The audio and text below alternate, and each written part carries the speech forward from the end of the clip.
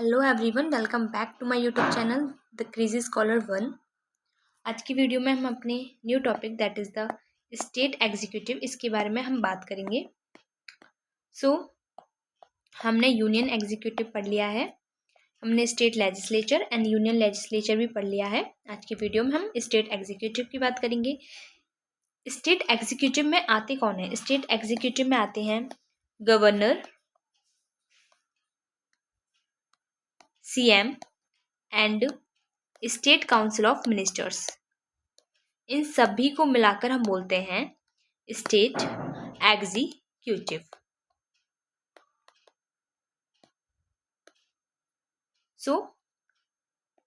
Governor की अगर हम बात करें, governor is an appointee. Governor क्या होता है? अपॉइंटी होते हैं, यानी कि ही और she is appointed by the president of India. इनको अपॉइंट कौन करते हैं? इनको प्रेसिडेंट अपॉइंट करते हैं। This is written in article 154 of the Indian constitution कि गवर्नर को प्रेसिडेंट के द्वारा अपॉइंट किया जाएगा। ये कौन से आर्टिकल में लिख रहा है? ये लिख रहा है हमारे 154 आर्टिकल में लिखा हुआ है।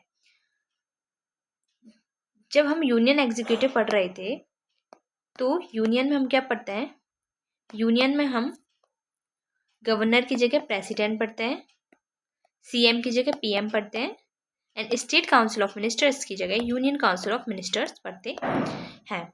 हम प्रेसिडेंट के बारे में पढ़ते हैं, ये इलेक्टेड होते हैं, जबकि गवर्नर हमारे अपॉइंटेड होंगे। और इनको अपॉइंट भी कौन करेंगे? इनको अपॉइंट प्रेसिडेंट ऑफ इंडिया करेंगे। This is written in article 154 of the Indian constitution. अगर हम क्वालिफिकेशंस की बात करें, क्वालिफिकेशंस क्या क्या होनी चाहिए एक गवर्नर की? क्वालिफिकेशंस में सबसे पहला तो ही must be the citizen of India. Citizen of India होने चाहिए।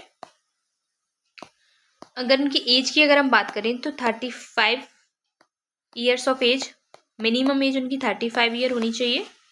इसके अलावा he should not hold any office of profit. He should not hold any office of profit और plus he should not be the member of parliament और the MLA.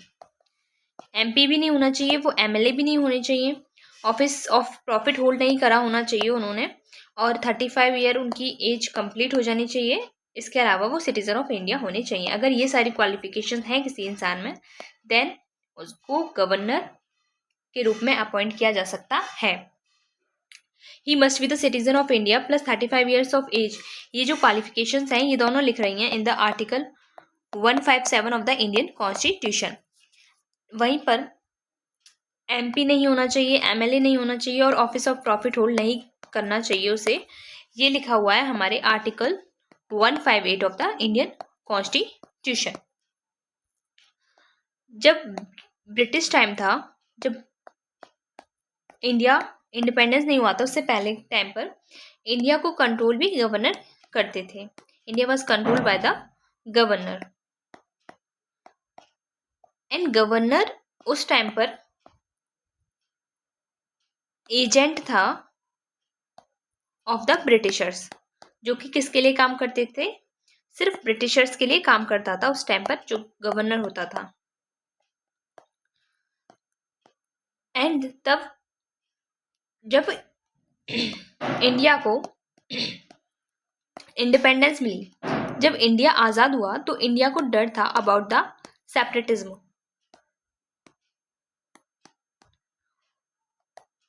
Indian को डर था कि इंडिया कहीं सेपरेट ना हो जाए।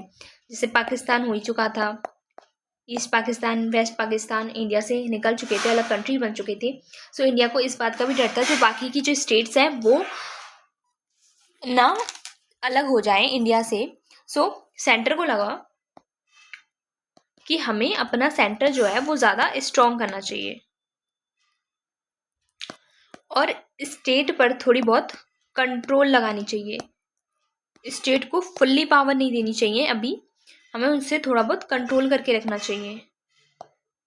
That's why the office of governor was made, इसीलिए गवर्नर का जो ऑफिस था उसको हमने कंटिन्यू रखा, उसको थोड़ा सा अलग करके बनाया, and that's why it is known as the agent of the centre. इसीलिए जो गवर्नर का ऑफिस है उसको एजेंट ऑफ द सेंटर बोला जाता है, क्योंकि गवर्नर को अपॉइंट भी कौन करते हैं? प्रेसिडेंट करते हैं। गवर्नर को अगर रिमूव करना हो तो भी प्रेसिडेंट के हाथ में है। दोनों चीज किसके हाथ में है? प्रेसिडेंट के हाथ में है।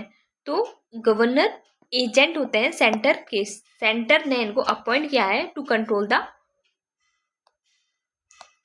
स्टेट। एंड इनिशियली पता है क्या होता था? गवर्नर की जो पोस्ट है उसका बहुत ज्यादा मिसयूज किया जाता था। अगर बी अगर सेंटर एंड स्टेट में सेम गवर्नमेंट नहीं होती थी तो गवर्नर के थ्रू प्रेसिडेंट रूल बोलकर उस स्टेट की जो गवर्नमेंट होती थी उसको गिरा दिया जाता था, एंड बाद में इलेक्शंस लड़वा के सेंटर की जो गवर्नमेंट होती थी उसको पावर में लाया जाता था। इनिशियली इसका इस लेवल पर मिसयूज होता था गवर्नर की जो ऑफिस है उसका। So this is all about governor. Governor की जो पोस्ट है, जो गवर्नर का ऑफिस है, बहुत ज़्यादा डिबेटेबल ऑफिस है। इसको कुछ लोग चैलेंज भी मानते हैं टू द फेडरलिज्म। कुछ लोग कहते हैं ये फेडरलिज्म के लिए चैलेंज है, क्योंकि ये क्या करती है? ये स्टेट पर कंट्रोल रखती है। गवर्नर की जो ऑफिस है, गवर्नर का जो पोस्ट है, वो स्टेट पर कंट्रोल रखती है। एंड कुछ लोग इसे एजेंट भी मानते हैं of the centre. Oath of the governor, governor की जो ओथ है that is the to preserve, protect and defend the constitution of India. This is the oath of the governor. दिलवाएगा कौन? दिलवाते हैं the chief justice of high court. High court के जो chief justice हैं वो ओथ दिलवाएंगे गवर्नर को, अगर चीफ जस्टिस अवेलेबल नहीं आए, यानी कि वो एब्सेंट है किसी भी रीजन से, तो जो सीनियर मोस्ट जज होंगे of that high court, senior most जज हाई कोर्ट के, वो दिलवाएंगे। ठीक है, this is written in article 159 of the Indian constitution.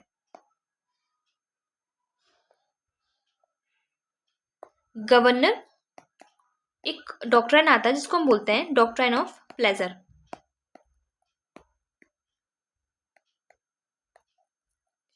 ठीक है, ये क्या होता है? दिस इज अगर governor occupies office at the pleasure of the president. President का जब तक मन करेगा तब तक वो गवर्नर को अपने ऑफिस में रहने देंगे, अदरवाइज वो गवर्नर को हटा देंगे। इसी को क्या बोला जाता है? डॉक्ट्राइन ऑफ प्लेजर बोला जाता है, कि आप किसी को भी अपने जो ऑफिस है उससे हटा सकते हैं। This is doctrine of pleasure. जब तक आपका मन करे आप रहने दीजिए, अदरवाइज उसको हटा दीजिए without consulting any one else. अगर टेन्योर की हम बात करें, टेन्योर 5 years होता है गवर्नर का, 5 साल तक, या फिर pleasure of the president, president का जब तक मन करेगा तब तक रहने देंगे। अगर 5 साल हो जाते हैं तो वो कम हट ही जाएंगे। अगर 5 साल नहीं होते, उससे पहले भी अगर प्रेसिडेंट का 1 साल में ही मन कर रहा है हटाने का तो वो हटा सकते हैं। अगर गवर्नर को खुद रिजाइन देना है तो रिजाइन वो एक लेटर के थ्रू देंगे, यानी कि रिटर्न में देंगे टू द प्रेसिडेंट। किसको देंगे? प्रेसिडेंट को रेजिग्नेशन लेटर अपना देंगे। एंड जो प्लेजर है प्रेसिडेंट का इज नॉन जस्टिसिएबल। ठीक है, नॉन जस्टिसिएबल, यानी कि you can't challenge this in the court. Limited judicial review बोल सकते हैं हम इसको। यहाँ पर मतलब क्या है इसका, यहाँ पर मतलब है दैट कोर्ट तुमसे ये नहीं पूछ सकती कि आपने गवर्नर को क्यों हटाया है। गवर्नर को हटाने का रीजन कोर्ट नहीं पूछ सकती, बट कोर्ट ये जरूर पूछ सकती है what material you use to remove the governor. आपने किस बेसिस पर, आपने किस आधार पर गवर्नर को हटाया है, आपने कौन से रिकॉर्ड्स ऐसे देखे, आपने ऐसा क्या मटेरियल देखा जिसकी वजह से आपको गवर्नर को हटाना पड़ा। एंड कोर्ट को ये सेटिस्फाई रीजन भी लगना चाहिए, वैलिड होना चाहिए रीजन, हटाने का रीजन क्या होना चाहिए, वैलिड होना चाहिए। एंड कोर्ट को ये सेटिस्फाई कराना होगा प्रेसिडेंट को कि रीजन भी वैलिड है, एंड अगर गवर्नर को हटाया गया है तो दिस इज गुड, ये अच्छा है, हमने किसी अच्छे के लिए गवर्नर को हटाया है। Okay, I hope this is clear. तो हम यहाँ पर कह सकते हैं कि लिमिटेड जुडिशियल रिव्यू है, जुडिशियल रिव्यू है बट लिमिटेड है, जहाँ पर कोर्ट ये नहीं पूछ सकता कि आपने क्यों हटाया है, बट कोर्ट कैन आस्क कि किस बेसिस पर आपने हटाया है। एंड एक केस हुआ था बीपी सिंघल केस, इसमें भी सुप्रीम कोर्ट ने बोला था कि जो डॉक्ट्राइन ऑफ प्लेजर है, डॉक्ट्राइन ऑफ प्लेजर ये विम्सिकली नहीं यूज होना चाहिए, according to the will of the president use नहीं होना चाहिए, this must be for the valid reason. अगर आपके पास कोई गवर्नर को हटाने का वैलिड रीजन है देन आप इसको डॉक्ट्राइन ऑफ प्लेजर का यूज कीजिए, अदरवाइज अपनी मर्जी से पॉलिटिकली रिवेंज लेने के लिए आप गवर्नर को नहीं हटा सकते, ये सुप्रीम कोर्ट ने बोला था। Grounds of the removal of the governor is not mentioned in the constitution of India, yet we believed that आप उसको violation of the constitution of India के आधार पर हटा सकते हैं। इसके अलावा अगर गवर्नर करप्ट है, उसने कोई ब्राइब ली है, इनके आधार पर आप हटा सकते हैं। वैसे अगर हम कॉन्स्टिट्यूशन ऑफ इंडिया की बात करें तो कॉन्स्टिट्यूशन ऑफ इंडिया में ऐसे कोई भी मेंशन नहीं किया गया है कि किस आधार पर आपको गवर्नर को रिमूव करना चाहिए।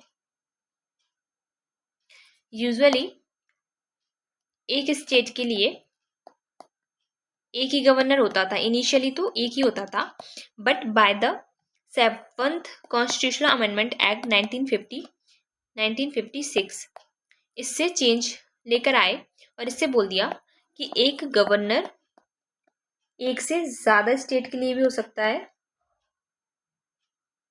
वन और मोर देन वन स्टेट के लिए भी हो सकता है। इसके अलावा one state plus one UT के लिए भी हो सकते हैं, मतलब एक ही गवर्नर होगा, वो एक से ज़्यादा स्टेट और एक यूटी प्लस स्टेट के लिए भी हो सकता है। फॉर एग्जांपल पंजाब का जो गवर्नर है वो चंडीगढ़ के गवर्नर के रूप में भी फंक्शन कर सकते हैं। ठीक है, ये हुआ था by the 7th constitutional amendment act 1956 से। सो अब हम बात करते हैं about the legislative power of the governor. Governor कैसी power, legislative powers. So article 168 कहता है कि एक स्टेट लेजिस्लेचर होगा, स्टेट लेजिस्लेचर या तो बाइकैमरल होगा या यूनिकैमरल होगा, दोनों में से कोई सा भी हो सकता है। अगर वो बाइकैमरल है then it include Vidhan Parishad, Vidhan Sabha as well as governor. अगर वो यूनिकैमरल है तो it must include Vidhan Sabha and governor. This is written in article 168 of the Indian constitution. No bill can become a law without the assent of the governor. तो किसका accent चाहिए? Governor का accent चाहिए अगर कोई भी लॉ स्टेट लेजिस्लेचर में बन रहा है तो उसको किसका एसेंट चाहिए? उसको गवर्नर का एसेंट जरूरी है if it is a ordinary bill. Okay, same process है जैसे हमने प्रेसिडेंट जब हमने पढ़ा था तो ये सब कुछ डिटेल में पढ़ लिया था। अब यहाँ पर हमें ज़्यादा डिटेल की ज़रूरत नहीं है। कोई भी फर्स्ट हाउस में of the state legislature, first house में कोई भी बिल इंट्रोड्यूस हुआ, उसके बाद डिबेट, डिस्कशन, वोटिंग हुई, उसके बाद ये पास हो गया, सेकेंड हाउस में गया, सेकेंड हाउस में भी डिबेट, डिस्कशन, वोटिंग हुई, सेकेंड हाउस से भी पास हो गया। अब ये फॉर द एसेंट किसके पास जाएगा? गवर्नर के पास जाएगा। किसके पास जाएगा? गवर्नर के पास जाएगा।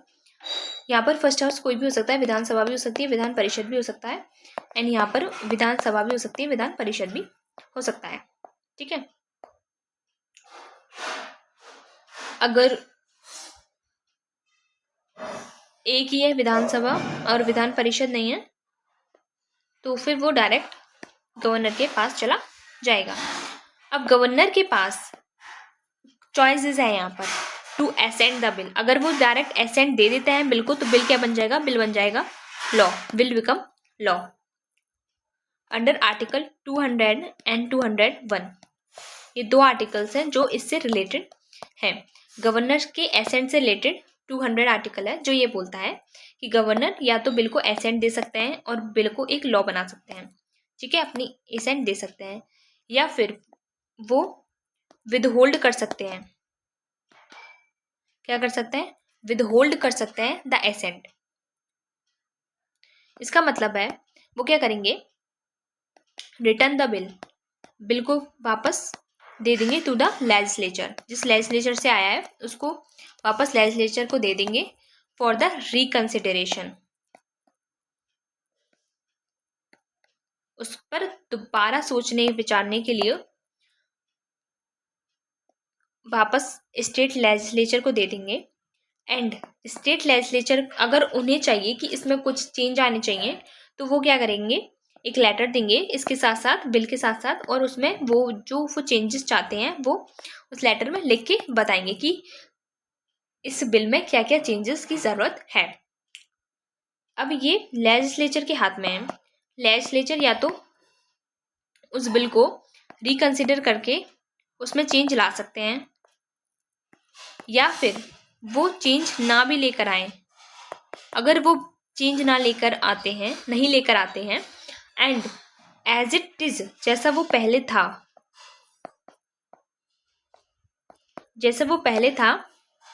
उसी बिल को दोबारा से गवर्नर के पास भेजते हैं, then governor is bound to give the assent to the bill. अब गवर्नर को बिल को मंजूरी देनी ही पड़ेगी। ठीक है, I hope this is clear. समझ में आया होगा कि एक बार वो दोबारा से बिल को वापस भेज सकते हैं फॉर द रिकंसिडरेशन, लेकिन दोबारा अगर बिल गवर्नर के पास आता है तो उन्हें अपनी परमिशन देनी ही पड़ेगी। एंड सबसे इम्पोर्टेंट जो बात है वो ये है that governor can reserve the bill. Governor can reserve the bill for the consideration of the president in some cases.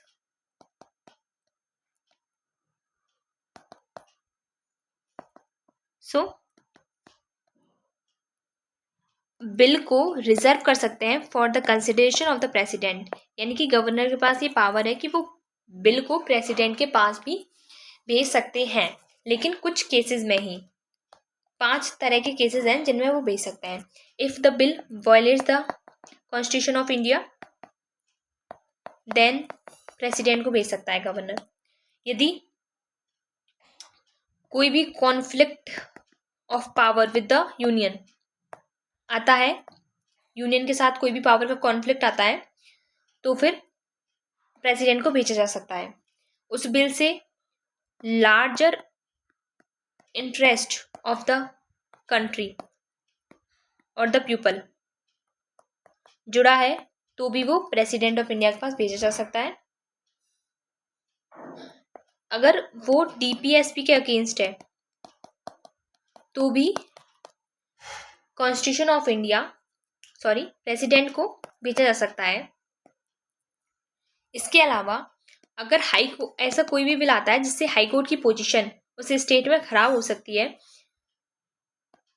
तो फिर प्रेसिडेंट के पास भेजा जा सकता है। तो ये 5 कंडीशंस हैं। इन 5 कंडीशन में अगर कोई भी एक कंडीशन फुलफिल होती है उस बिल से, तो फिर गवर्नर उस बिल को प्रेसिडेंट के पास भेज सकते हैं। ये सब लिख रहा है हमारे आर्टिकल 200 में। आर्टिकल 201 उस प्रोसेस को बताता है पूरी को कि कैसे गवर्नर प्रेसिडेंट के पास उस बिल को भेजेंगे फॉर द कंसीडरेशन। ठीक है। सो आर्टिकल 201 कहता है कि गवर्नर प्रेसिडेंट के पास उस बिल को भेजेंगे। अगर प्रेसिडेंट ने एसेंट दे दिया, प्रेसिडेंट को लगा कि सब कुछ ठीक है, तो फिर वो बिल क्या बन जाएगा, एक लॉ बन जाएगा। लेकिन प्रेसिडेंट को लगा कि बिल इज नॉट ओके, ये जो बिल है वो खराब है, ये अच्छा बिल नहीं है, then he will ask the governor to send back the bill. वो क्या करेंगे, वो गवर्नर से कहेंगे कि उस बिल को वापस भेजो, सेंड बैक।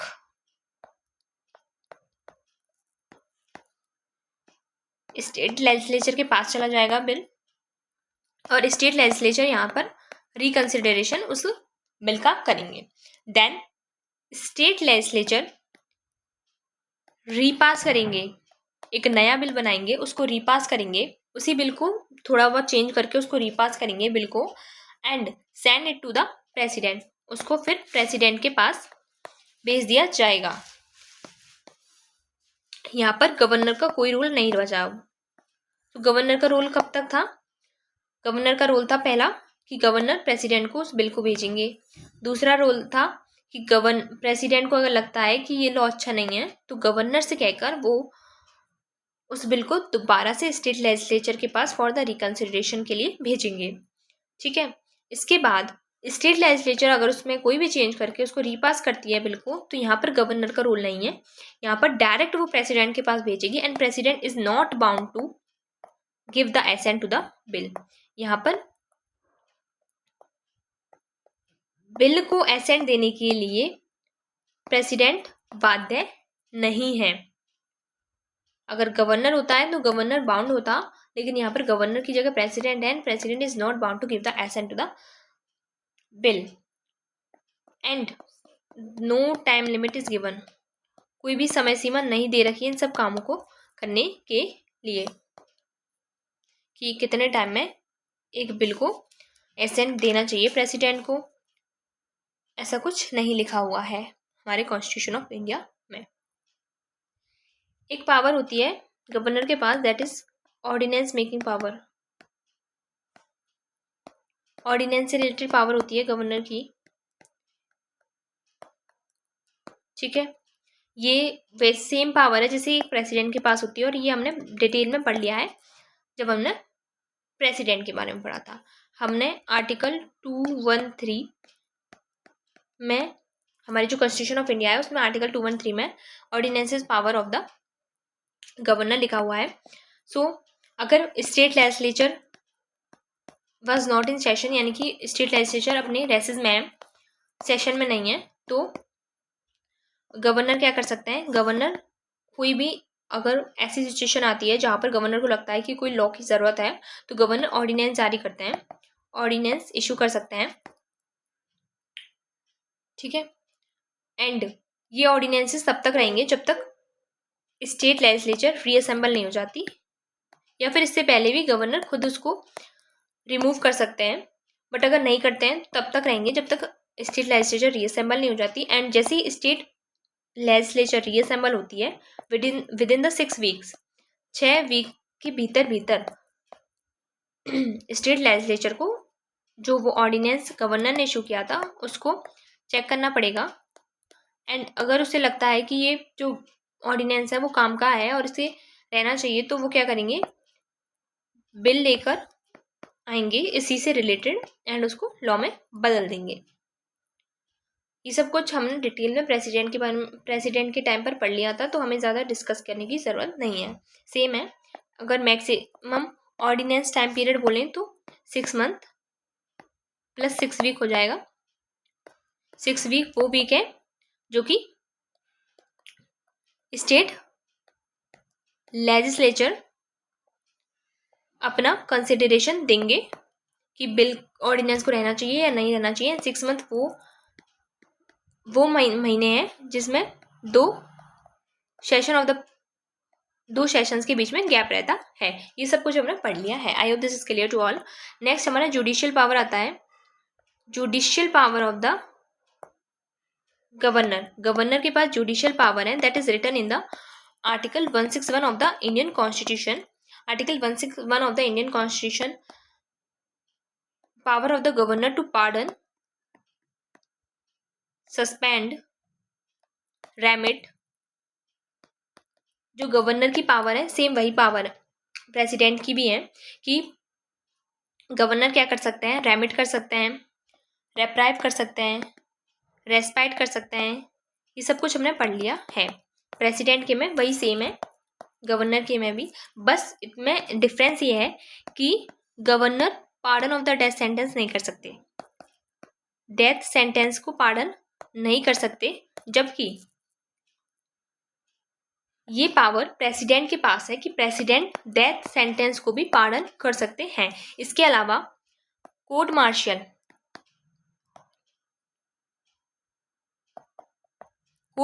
से रिलेटेड कोई भी इशू है तो उसमें भी गवर्नर इंटरफेयर नहीं कर सकते हैं, जबकि प्रेसिडेंट कर सकते हैं। I hope this is clear to all. Article 154 of the Indian constitution कहता है कि जो स्टेट एग्जीक्यूटिव है उसकी जो पावर है वो गवर्नर में निहित होगी।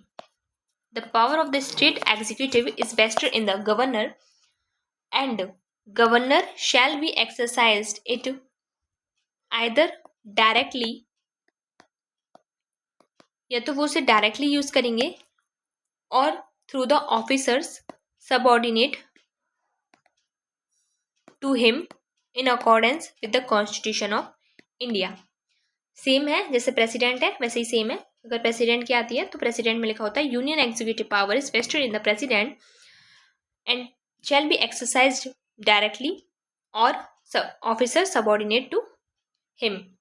यहाँ पर ऑफिसर सबऑर्डिनेट टू हिम में आते हैं state council of minister headed by the CM, और अगर प्रेसिडेंट की बात होती है तो यहाँ पर इस union council of minister headed by the PM हो जाता है। ठीक है,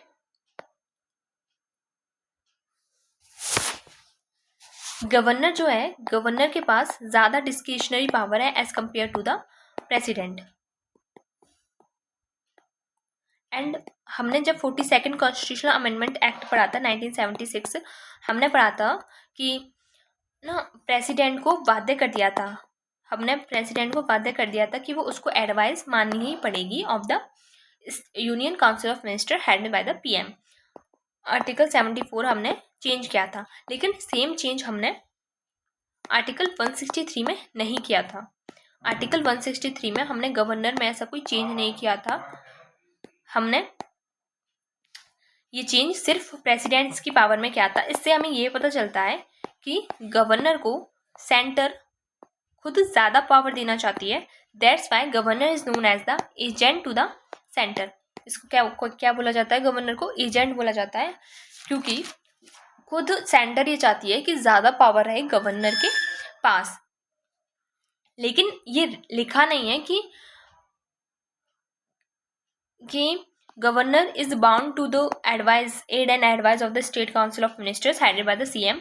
बट हमारी जो कॉन्स्टिट्यूएंट असेंबली में जो डिबेट्स चल रही थी उस समय ये बोला गया था कि governor is bound to the aid and advice of the state council of minister headed by the chief minister. इसके अलावा भी सुप्रीम कोर्ट के काफ़ी सारे ऐसे केसेस हुए हैं जिसमें सुप्रीम कोर्ट ने ये बोला है कि governor is bound to the advice of the state council of minister headed by the chief minister। ठीक है, जैसे कि शमशेर सिंह केस हुआ, इसमें भी ये चीज़ बोली थी सुप्रीम कोर्ट ने। इसके अलावा नवाम रेबिया केस था, इसमें भी ये सेम चीज़ बोली थी। तो ये सारे केसेस भी हमें क्या बताते हैं कि governor is bound to the aid and advice of the state council of minister headed by the chief minister. I hope this is clear. इसके अलावा जो हमारा गवर्नर है उसके पास एक्स्ट्रा जो कॉन्स्टिट्यूशनल डिस्क्रिशन है वो है कॉन्स्टिट्यूशनल डिस्क्रिशनरी पावर्स।